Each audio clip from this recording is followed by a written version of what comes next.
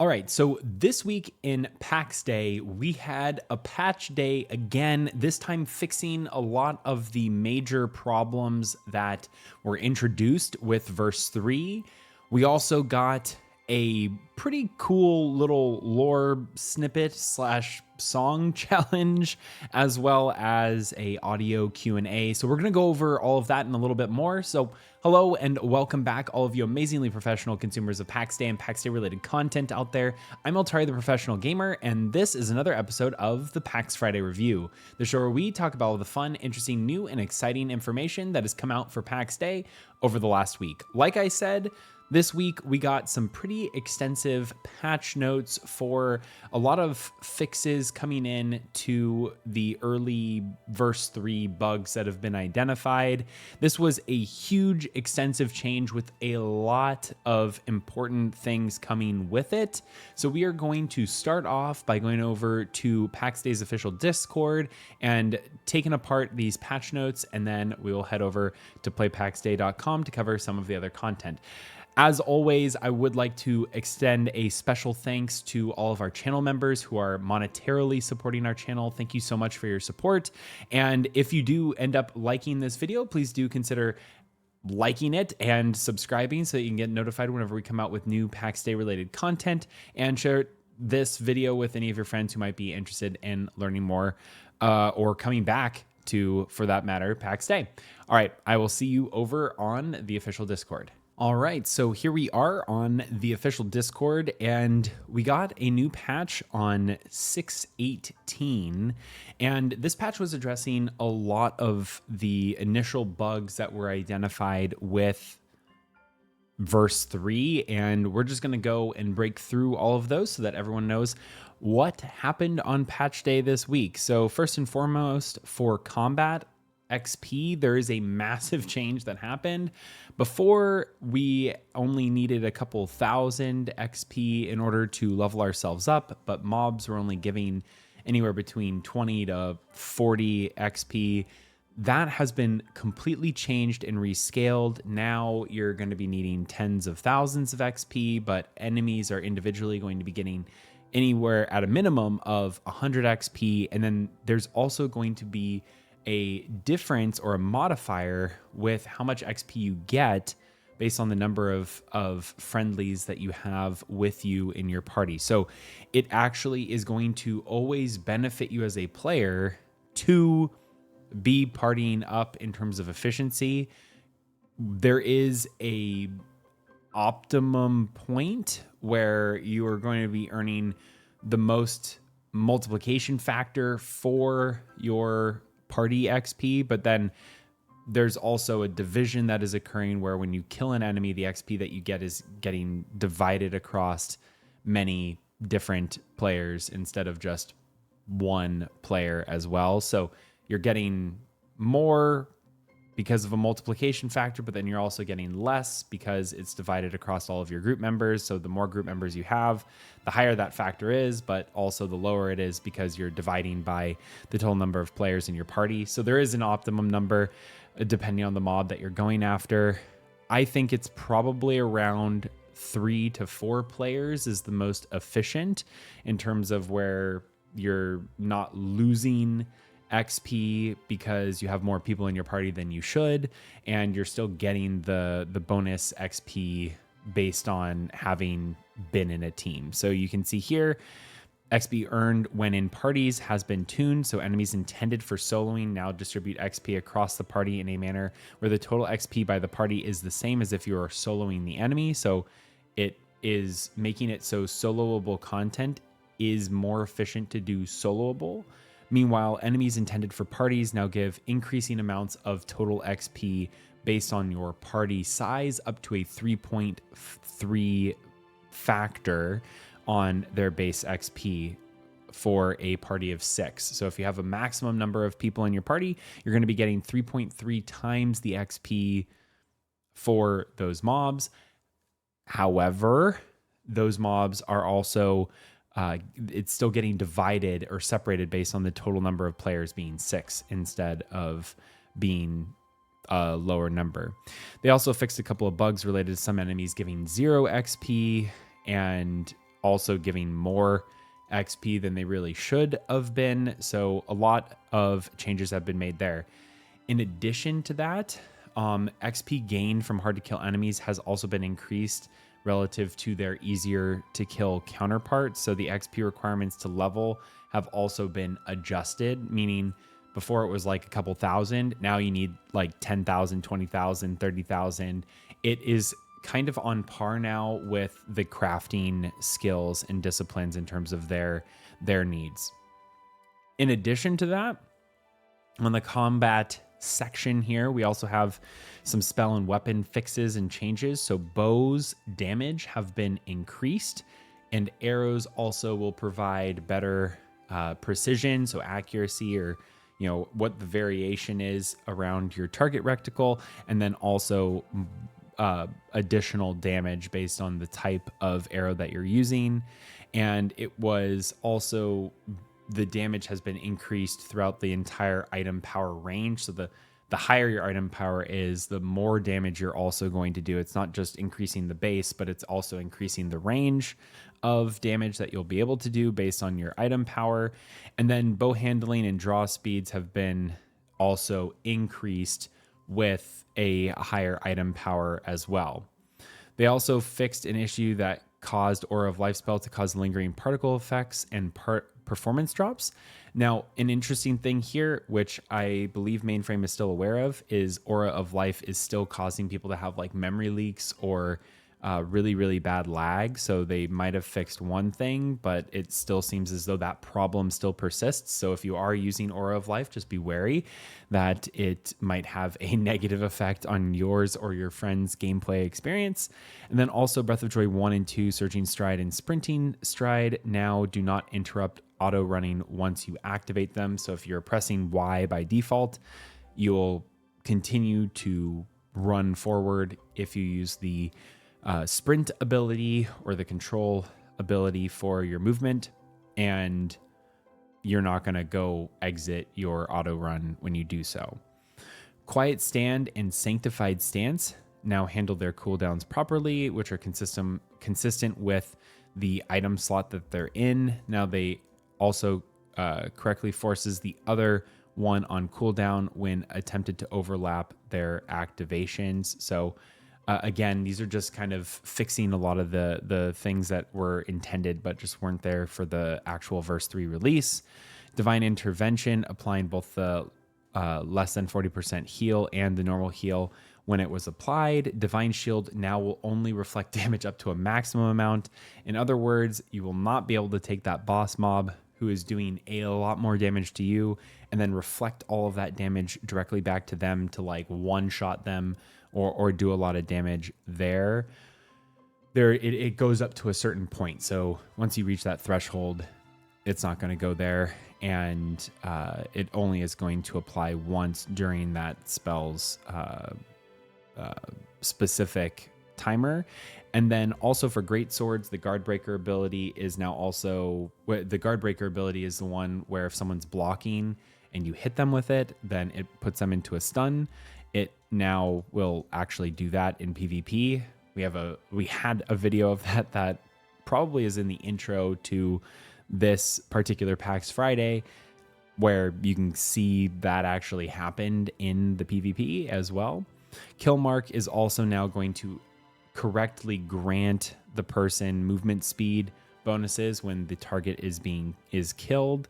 Sacrament of Strife, healing provided appropriately scales with item power. So what this means is the Sacrament of Strife, which is the medium leg spell that gives you 12 bursts of healing whenever you...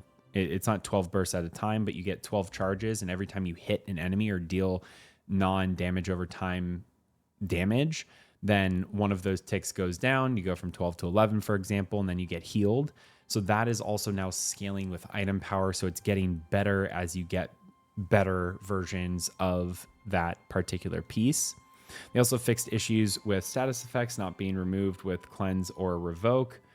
And Windlash now also shows the duration of the chained status for when the mob has been pulled.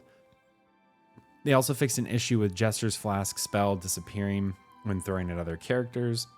They fixed Revoke not removing Divine Rapture stacks from the target.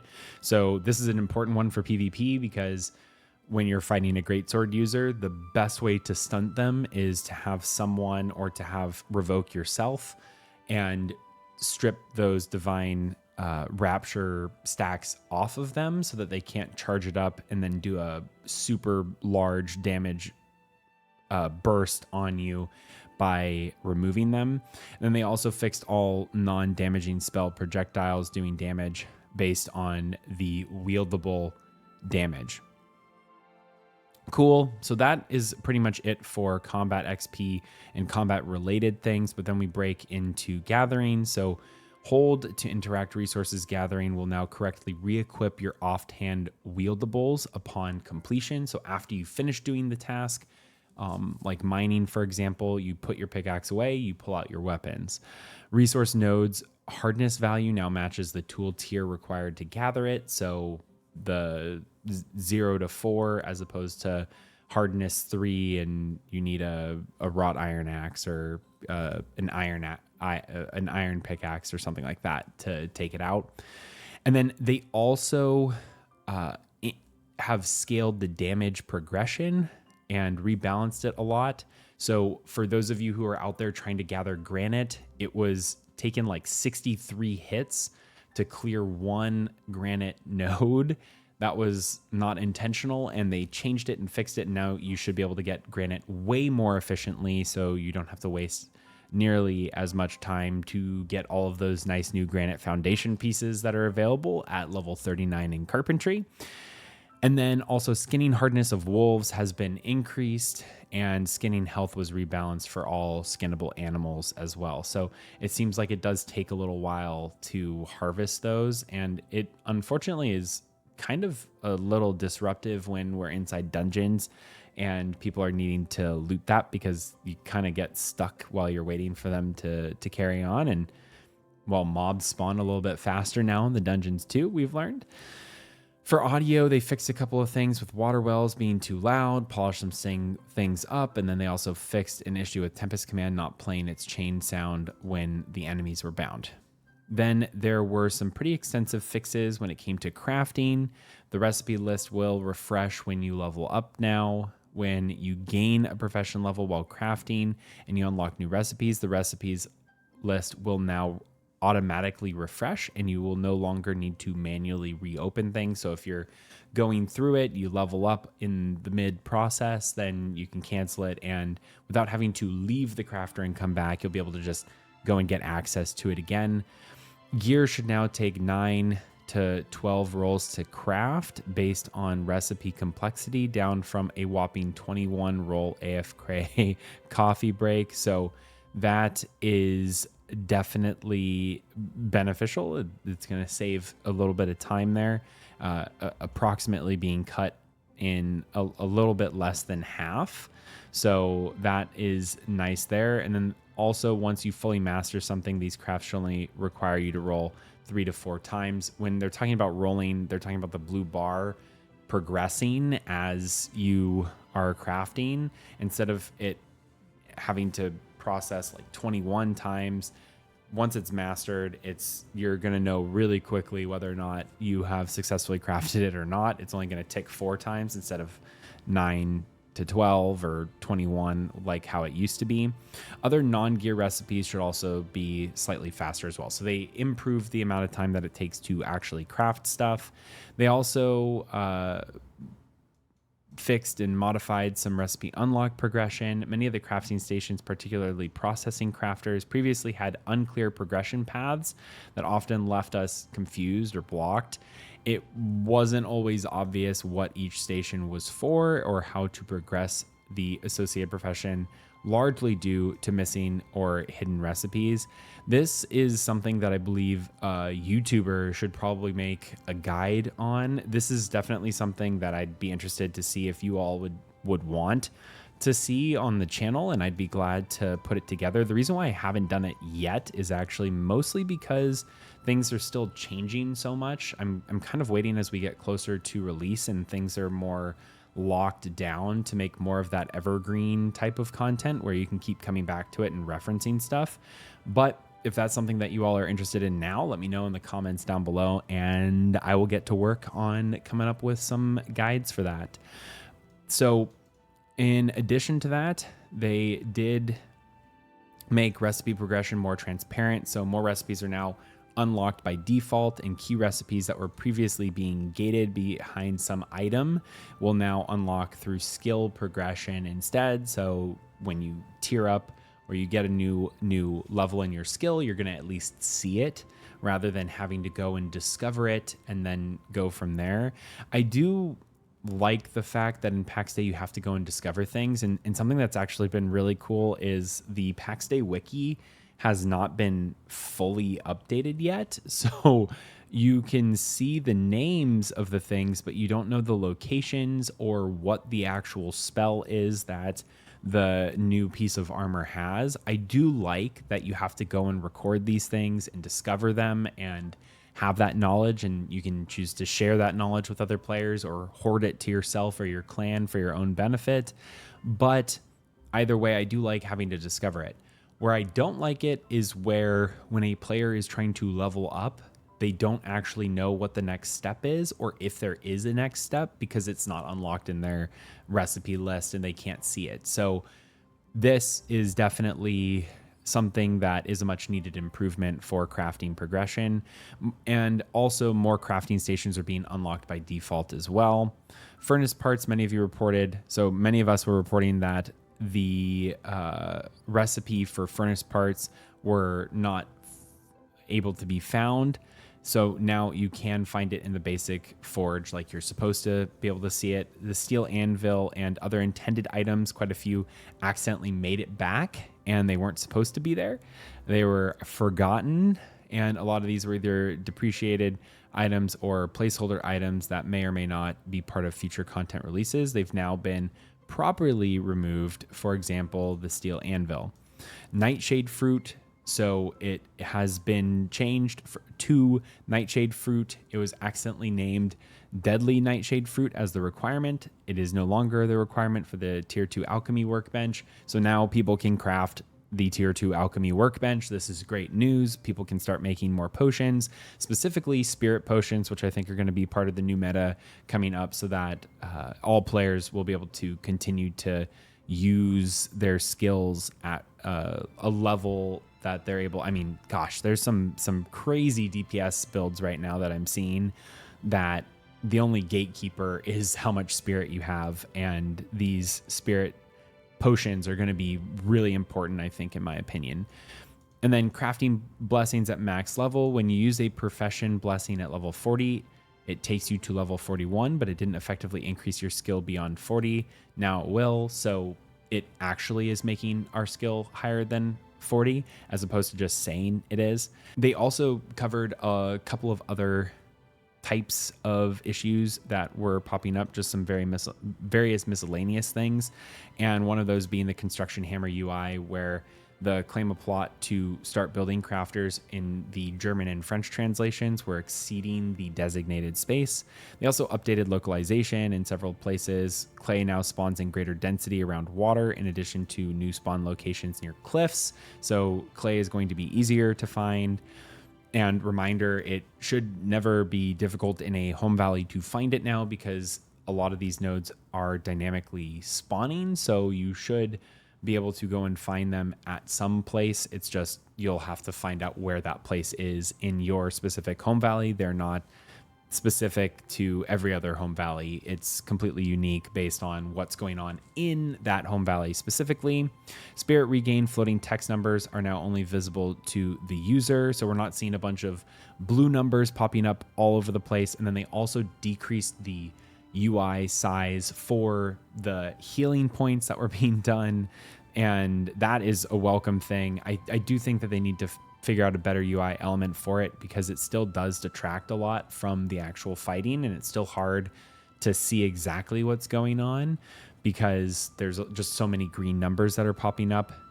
In addition to that, you can also no longer open your redeeming queue and redeem things when you're dead.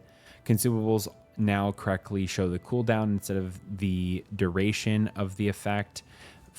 They also fixed some areas of the world to the province edges that had unintended non-blocking landscape mesh, and then teleporting while wielding a hammer no longer resulted in an extra cylinder in your game view.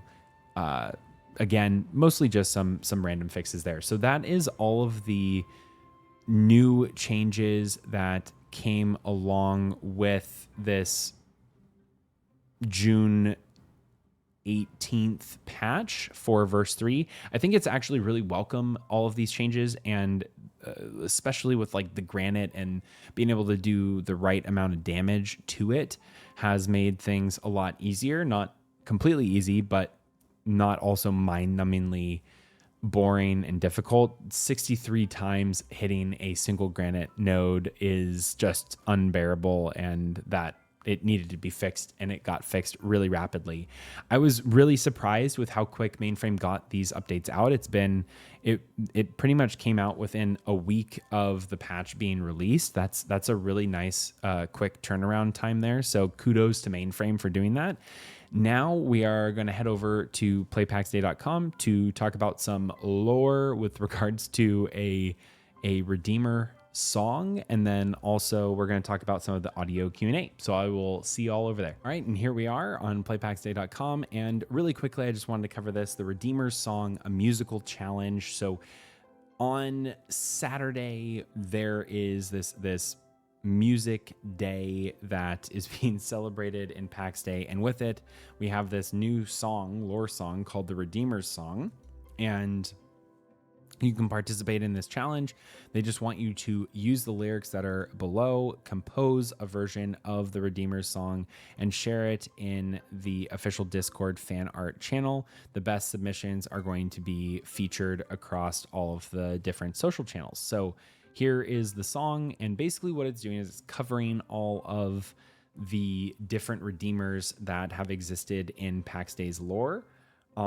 The one thing that I wanted to note, we've talked about all the Redeemers previously, and there's one in particular that we haven't really had a chance to talk about specifically altogether too much, and that's Alelith, who is the third to last Redeemer. And Alelith, it says, who stood where demons fear to tread, Alelith with a steady head. That is quite an interesting tale there. So I'm curious to see what people think that might mean. But who stood where demons fear to tread? Where demons fear to tread, is that like a celestial plane? I feel like demons would be afraid of that. Maybe I don't know. It sounds like something we haven't really heard much about before, but pretty cool little snippet there. Also, I have been playing around on an AI music platform, Suno. I have a submission. Maybe I will share it in the description down below. Love to think or hear what you all have to say about it. But yeah, the Redeemer's Song. I think that was a pretty cool little post there. And honestly, with AI music generators the way that they are, I feel like Pax Day could have all of this music in it that are generated by players. And we've already done some of that on the channel. Like all of my live streams, I pretty much go and make music that's supposed to fit within the context of Pax Day and the Pax Day lore. And like we have one that talks about all the different elements. We have several different songs that actually tie into Pax Day lore, and I think that's really cool. I am a pretty big fan of Lord of the Rings, and I think part of the reason why I am a big fan of Lord of the Rings is because Howard Shore was a genius when it came to writing and composing the music for those three films, and the music was as much a character as any of the other characters who were masterfully played by all of the actors and actresses in Lord of the Rings. But music is critically important when, feeling adventure and the stories that are being told. So I kind of actually like having this music contest. It would be kind of a corny thing if we had it 10 years ago and m- maybe it was like 2 or 3 community members who were actually good at singing that would maybe put something together and send it out there. But I'm actually really excited to hear what everyone has been submitting. And if you want to submit yours just to the community at large, go submit it on the Professional Gamer Discord channel. That's linked down below as well. Now we're going to head over and take a look at some audio Q&A while we're on the topic of songs and music. So I'll see you over there. All right, and here we are back at it with audio Q&A for verse 3. So this was a follow-on post from the dev Q&A because the developer who was focused on audio was not able to make it and answer a lot of questions. So I'll let you all really read this for what it may be. I will kind of give a top-down specific TLDR on this, but basically a lot of the questions had to do with how layering of sounds work in Pax Dei, and the idea is that armor is actually every piece of armor that you have is actually going to contribute to the sound that comes from when you're wearing that armor.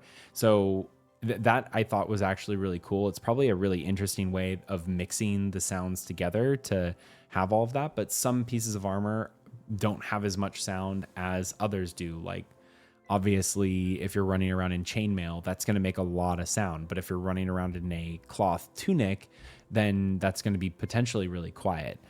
Some people also asked if there will be ways to actually silence your character and make it so people can't hear you. And the answer to that was that would be really cool. That would be a game design choice, not necessarily a sound design choice. But that was something that was interesting that was brought up here. Also an indoor system, which is able to designate what's inside, what's outside, and then affect the sound mixing that is occurring from that was discussed, though there's nothing currently being implemented on that front, though it is something that might come down the line. In addition to that, there is also the intent for the different qualities of weapons. So common, uncommon, and rare, that there will potentially be a whole nother pass before release that will create some variation in sound based on quality level as well. And then also in the future, the special weapons and armor from an audio perspective have not been included yet. However, there's going to be a really big content push, it sounds like, later with regards to all of those different sounds, which also probably implies that there's going to be a really big combat patch with a lot of new weapons and other things being introduced as well. And yeah, that's pretty much it. The in a nutshell, it's the audio system is designed to be granular and modular so that players are experiencing sound in a dynamic way that scales and operates in the same sandboxy space that the rest of Pax Dei operates in as well. This is a pretty big component. Sound is a big component of making you feel like you're in the game, and that is why it is existing here too. So anyways, that is all that we are going to cover for today. We talked about audio. We talked about song and music in Pax Dei, as well as a little bit about Alelith, which I'm excited to get more information on in the future. And then also the really extensive Pax Dei notes, and a lot of really great fixes. There's still a couple of ones out there, one of them being the not able to loot bug, which we actually have a resolution for. And if you made it all the way to the end of the video, then congrats, you're getting this nice little kernel of knowledge. But if you ever get a mob that you can't loot but looks dead, guess what? The mob actually isn't dead. So if you actually keep on swinging at that dead mob enough times, eventually it will actually allow you to loot that mob. you just have to do enough damage. Like you have to, it wasn't dead. You have to kill it a little bit more. So that is a temporary fix while mainframe actually resolves the entire issue. And as always, for a lot of these bugs, make sure you're pressing F8 and letting the devs know your feedback or any kind of bug report so that this game can be as good as it can be and ideally bug free. Right now, we are kind of the quality testers for it in early access as well. But hopefully you enjoyed the video. If you did, please do leave a like, subscribe so you can be notified whenever we come out with new Pax Dei or Pax Dei related content, and share with any of your friends who might be interested in Pax Dei. Thanks again to all of our channel members who support this channel financially. I really do appreciate you. And then, yeah, until the next video, I'm Altari the Professional Gamer.